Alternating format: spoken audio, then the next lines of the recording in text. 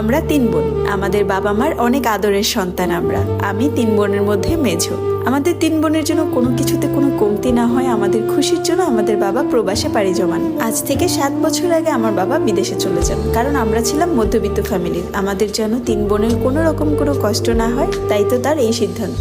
আমাদের বাবা প্রবাসে যাওয়ার 2 বছর পর আমার বড় বোনের বিয়ে হয়ে যায়। তারপর আমার বড় আপুর ভালোভাবে সংসার কাটতে থাকে। আমার বড় আপুর জামাইয়ের 2 ভাই ছিল, মানে আমার দুলা ভাই আর তার একটা ছোট ভাই ছিল। বড় ভাইয়ের সাথে আমার আপুর বিয়ে হয়, আর তার ছোট ভাই সৌদি প্রবাসী। একদিন আমার আপুকে তার দেবর বলে যে, ভাবি আপনার মেজো বোনকে তো কখনো দেখা হয়নি, ওর কথা তো সবসময় বলেন, ওর একটা ছবি পাঠান তো আমার কাছে। তখন আমার বোন আমার একটা ছবি পাঠায় ওনার কাছে। আর আপুর দেবর আমাকে এক দেখাতেই ভালোবেসে ফেলে, মানে তার কাছে নাকি আমাকে অনেক ভালো লেগেছে। আমার আপুকে বলে, ভাবি আপনার বোনের শুধুমাত্র আমার সাথেই বিয়ে হবে, ওকে আর কোথাও বিয়ে দিবেন না, ওকে আমিই বিয়ে করব।